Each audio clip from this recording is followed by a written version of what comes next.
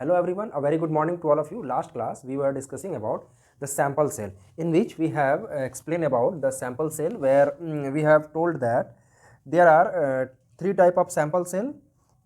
One which is used for the investigation of gaseous sample, and another two that is used in solid sample and liquid sample. तो जैसा कि हम लोग देखे थे कि सॉलिड और लिक्विड सैंपल के लिए अलग मतलब जो हमारा सैंपल सेल होता है, एंड गैसियस सैंपल के लिए अलग टाइप का सैंपल सेल होता है। गैसियस सैंपल के लिए जो है स्पेशली डिजाइन सैंपल सेल होता है, जिसमें हम लोग गैस को पुट अप करते हैं एंड फर्दर इन्वेस्टिगेशन करते हैं। But in case of liquid and solid we are using sample plate. जो सैंपल सेल होता है वो बेसिकली एक स्लाइड जैसा बना होता है, जैसे ग्लास स्लाइड होता है उस तरह रॉक सॉल्ट का स्लाइड जैसा बना होता है। सैंपल सेल जो होता है, जो that is used for the investigation of solid and liquid sample, is made from rock salt. ठीक है, तो रॉक सॉल्ट जो है हम लोग क्या क्या यूज़ करते हैं, जैसे हमारा हो गया AgBr सिल्वर ब्रोमाइड यूज़ करते हैं, कैल्शियम फ्लोराइड यूज़ करते हैं, KBr यूज़ करते हैं, potassium bromide, sodium chloride use करते हैं, और भी बहुत सारे सैंपल मतलब सॉल्ट को यूज़ किया जाता है, जिसमें कि पोटासियम ब्रोमाइड जो है सबसे बेस्ट ऑप्शन है हमारे पास। और ये सबसे मतलब जो इंफ्रारेड स्पेक्ट्रोस्कोपी का जो हमारा वेवलेंथ एंड फ्रीक्वेंसी का जो रेंज है, उस रेंज में ये जो हमारा ये जो हमारा सैंपल सेल जो पोटासियम ब्रोमाइड से बनता है, ये कम्प्लीटली ट्रांसपेरेंट होता है। मतलब कि अगर पोटासियम ब्रोमाइड का हमारा सैंपल सेल रहेगा बना हुआ, तो इस पर अगर ये जो हमारा IR का जो रिक्वायर्ड रेंज का जो फ्रीक्वेंसी ऑफ रेडिएशन इसके ऊपर मतलब इंसिडेंट होगा, तो वो कम्प्लीटली ट्रांसमिट कर जाएगा, इसमें कुछ भी एब्जॉर्ब नहीं होगा, या फिर कुछ भी ऑब्स्ट्रक्शंस जो है हमें ऑब्स्ट्रक्ट जो है जो कुछ भी मतलब बाधा हमको यहाँ पर ऑब्जर्व नहीं होगा। ठीक है, तो अब हम लोग जैसे डिस्कस यहाँ पर जो है दो इंपॉर्टेंट जो हमारे पास जो है मतलब सैंपल प्लेट जो होता है, एक KBr का, एक NaCl का होता है। देखिए एक्चुअल में होता क्या है कि जो हमारा इंफ्रारेड स्पेक्ट्रोस्कोपी है, इसमें जो हमारा इन्वेस्टिगेशन करने के लिए जो वेवलेंथ और फ्रीक्वेंसी के लिए जो मतलब फ्रीक्वेंसी का जो रेंज होता है, फ्रीक्वेंसी रेंज वो 4000 to 400 सेंटीमीटर इन्वर्स के मतलब रेंज में हमको यूज़ करते हैं। मतलब ये 4000 to 400 सेंटीमीटर इन्वर्स के रेंज का जो हमारा फ्रीक्वेंसी होता है, वो इंफ्रारेड स्पेक्ट्रोस्कोपी में यूज़ किया जाता है। और ये पूरे कंप्लीट रेंज में पोटासियम ब्रोमाइड जो है हमारा ट्रांसपेरेंट होता है। उसके बाद जो है सेकंड नंबर पर आता है sodium chloride, that is NaCl। NaCl जो होता है वो 4000 to 650 सेंटीमीटर इन्वर्स के रेंज तक जो है ट्रांसपेरेंट होता है। बट आफ्टर दैट 650 to 400 ये एज अ ओपेक वर्क करता है। ठीक है, तो सोडियम क्लोराइड के लिए जो है थोड़ा सा रेंज घट जाता है, मगर पोटासियम क्लोराइड जो है कंप्लीट रेंज में जो है ये ट्रांसपेरेंट रहता है। अब हम लोग यहाँ पर बात करेंगे सैंपल सेल का, हम लोग बात कर लिए, सैंपल अब प्रिपरेशन का बात करेंगे। ठीक है, हम लोग यहाँ पर बेसिकली तीन चीज़ देखे हैं जिसमें हम लोग को कंफ्यूज नहीं होना है। एक हो गया सैंपल प्रिपरेशन, दूसरा हो गया सैंपल सेल, और थर्ड वन जो हम लोग पिछले क्लास में डिस्कस किए थे, that is sample cell compartment. कहने का मतलब हुआ है कि जिसमें हम लोग सैंपल सेल को रखेंगे, मतलब एक ऐसा चैम्बर जिसमें कि सैंपल सेल को रखा जाता है। सैंपल होल्डर बोल सकते हैं या सैंपल सेल कंपार्टमेंट बोल सकते हैं। तीसरा जो होता है सैंपल सेल मतलब रखने के बाद, सैंपल सेल जो होता है वो मतलब वो सैंपल सेल नहीं होता है, वो इंफ्रारेड स्पेक्ट्रोस्कोपी में डायरेक्टली एक स्पेसिफिक मतलब मशीन होता है जिसके हेल्प से हम लोग सैंपल को उसमें रख सकते हैं। मेरे कहने का मतलब हुआ कि जिस तरह गैसियस सैंपल को एनालाइज करने के लिए गैसियस सैंपल सेल होता है, and solid and liquid sample को एनालाइज करने के लिए हमारे पास रॉक सॉल्ट का बना हुआ प्लेट्स होते हैं। इसके अलावा एक और होता है ATR डायमंड ATR, जो होता है हमारा सबसे बेस्ट और सबसे जो हम बोल सकते हैं एडवांस इंफ्रारेड स्पेक्ट्रोमीटर है, जिसमें कि डायमंड ATR लगा रहता है, एटेन्यूएटेड टोटल रिफ्लेक्शन। ठीक है, तो ये जो मशीन होता है, तो ATR स्पेक्ट्रोस्कोपी में, ATR IR स्पेक्ट्रोस्कोपी में हम लोग सैंपल को डायरेक्टली प्लेस कर देते हैं, और ये जो है हम लोग को मतलब सैंपल का जो है स्पेक्ट्रम प्रोवाइड कर देता है। तो थर्ड टाइप हम लोग देखें ATR का फुल फॉर्म होता है attenuated, TENUATED, attenuated total reflection. ठीक है, एटेन्यूएटेड टोटल रिफ्लेक्शन। लेकिन ATR का जो है कुछ मतलब इसमें जो है इसका कुछ डिमेरिट्स भी है। ATR IR स्पेक्ट्रोमीटर का एक डिमेरिट ये है कि इसके अंदर जो है हम लोग अगर कोई डार्क सैंपल यूज़ करेंगे तो उसका जो है स्पेक्ट्रा जो है क्लियर मतलब अच्छा से हमको नहीं मिल पाता है। ये जो है ATR स्पेक्ट्रोस्कोपी का जो है डिमेरिट है। तो अभी तक हम लोग देखें सैंपल सेल थ्री टाइप्स का, इसमें एक हो गया रॉक सॉल्ट प्लेट का, एक हो गया specially designed sample cell for using gaseous sample, and third one हम लोग देखे ATR IR स्पेक्ट्रोमीटर। तो ATR IR स्पेक्ट्रोमीटर में जो है ATR में हम लोग डायरेक्टली प्लेसअप कर देते हैं, और ATR के हेल्प से बना हुआ सैंपल सेल होता है, उसमें हम लोग डायरेक्ट सैंपल को प्लेस करते हैं और हमको स्पेक्ट्रा मिल जाता है। अब जो है नेक्स्ट हम लोग डिस्कस करेंगे सैंपल प्रिपेरेशन का। ठीक है, देखिए सैंपल प्रिपेरेशन में गैस का तो कुछ है नहीं, वो तो डायरेक्टली पुट अप हम लोग कर देते हैं स्पेशली डिजाइंड सेल में, बट सॉलिड एंड लिक्विड के केस में थोड़ा सा ये अलग होता है, तो वो हम लोग यहाँ पर देखेंगे। तो देखिए जब हम लोग लिक्विड सैंपल का जो हम लोग सैंपल प्रिपरेशन करते हैं फॉर लिक्विड सैंपल, हम लोग क्या करते हैं कि 2 स्लाइड लेते हैं सिंपली। ठीक है, उसके बाद क्या करेंगे कि मान लीजिए कि यहाँ पर हमारा सैंपल है, लिक्विड सैंपल है। ठीक है, यहाँ से हम एक ड्रॉप लेंगे और इसके ऊपर डाल देंगे, एक सैंपल के एक स्लाइड के ऊपर एक ड्रॉप डालेंगे और दूसरा प्लेट से इसको प्रेस अप करेंगे। तो प्रेस करने से क्या होता है कि ये पूरा स्क्वीज़ हो जाता है, और स्क्वीज़ होने के कारण यहाँ पर थिन लेयर का फॉर्मेशन हो जाता है। देन आफ्टर इसको कम्प्लीटली स्टिक करके हम लोग सैंपल कंपार्टमेंट में डाल करके फर्दर जो है हम लोग इस सैंपल का इन्वेस्टिगेशन करते हैं। कहने का मतलब हुआ कि drop off liquid is placed between a pair of sample plate, and then after these plates are squeezed up for making sample, and this squeezed plate मतलब are further placed on a sample compartment for further investigation. हम लोग use देखेंगे solid sample के लिए sample preparation. ठीक है, तो solid sample का जो सैंपल प्रिपेरेशन 2 टाइप्स का होता है।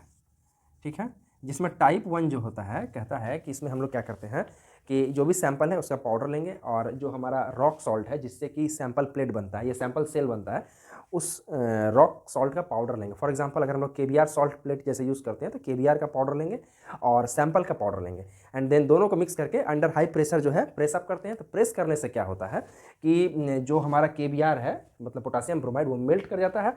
मेल्ट करने के बाद सैंपल को अपने अंदर जो है पूरा सील करके एक मैट्रिक्स तैयार कर लेता है। जैसे कि एग्जांपल लेते हैं, मान लीजिए ये हमारा कंप्लीटली सैंपल मतलब ये जो है हमारा सैंपल है। ठीक है, सैंपल का पाउडर है। ठीक है, और ये जो है KBR का पाउडर है। ठीक है, अब क्या करेंगे, दोनों को मिक्स करेंगे। मिक्स करने के बाद मान लीजिए ये हमारे पास पाउडर मतलब ये जो है दोनों का मिक्सचर हम लोग यहाँ ले लिया। अब इसको क्या करेंगे, हम लोग एक हाईली प्रेस करने वाले मशीन से इसको हम लोग प्रेस करेंगे। तो प्रेस करने से क्या होता है कि ये एक गोली टाइप का बन जाता है। गोली में क्या होता है कि जो पोटासियम ब्रोमाइड जो हमारा यहाँ पर सॉल्ट था वो पिघल जाएगा, और पिघलने के बाद अपने अंदर जो है सैंपल पाउडर को सील कर देगा, और ये एक गोली के जैसा बन जाएगा। That is called as matrix. तो यहाँ पर होता क्या है कि इसको अगर हम अगर प्रॉपर डेफिनेशन में बोलेंगे तो हम इसको कुछ इस तरह लिख सकते हैं।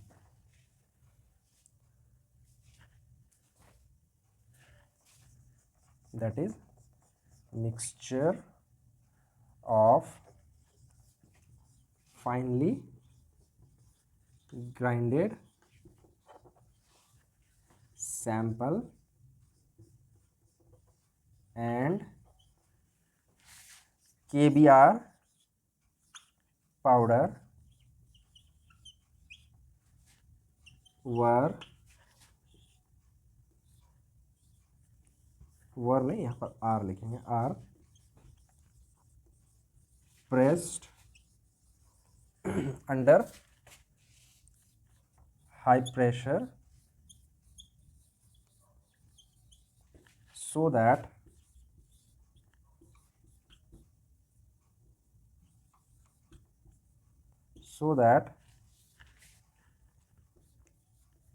KBR melts and seal the sample into matrix.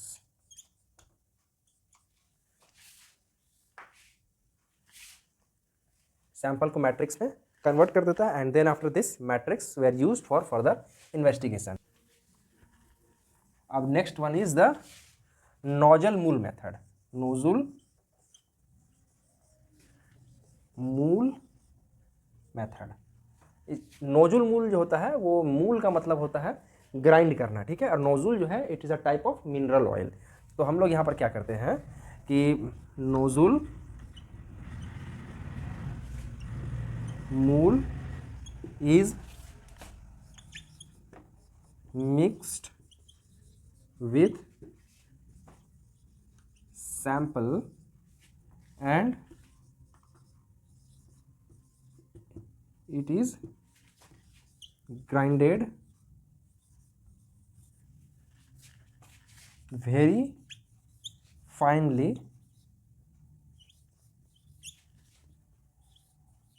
for the preparation of suspension, for the preparation of suspension, and after that this suspension is placed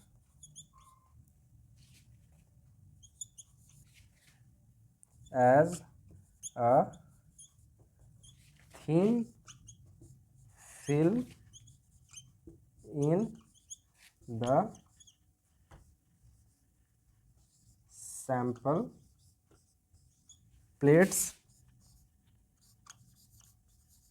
of rock salt and the further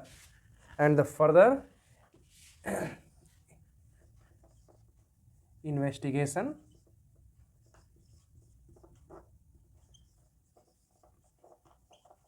is carried out।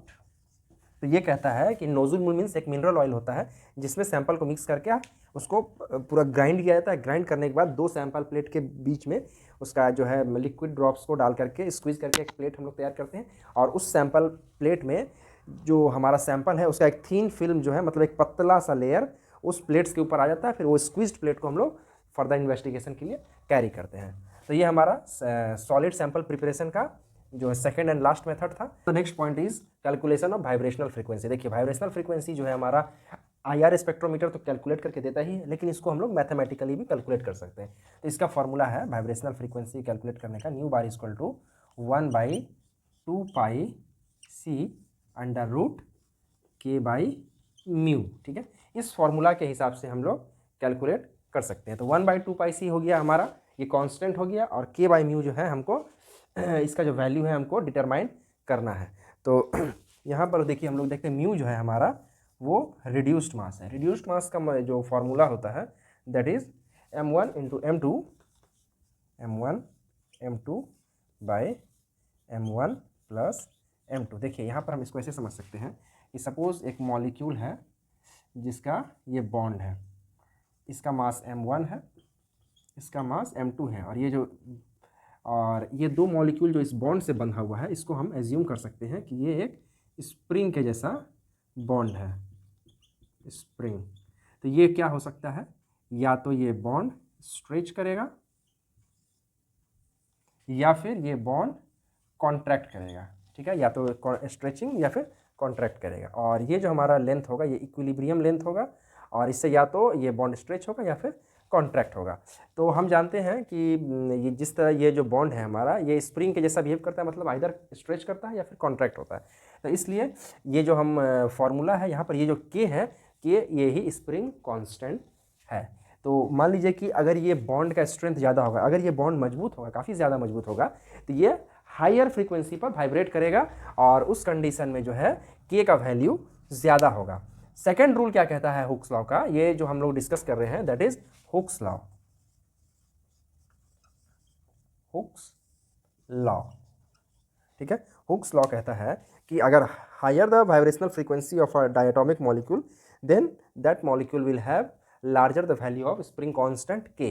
Second कहता है if there is larger the value of reduced mass that is m1 m2 divided by m1 plus m2 then the frequency of vibration will move towards the lower range. कहने का मतलब है कि अगर mu का value ज़्यादा होगा तो वाइब्रेशनल फ्रीक्वेंसी का वैल्यू कम हो जाएगा। तो this is our Hooke's law and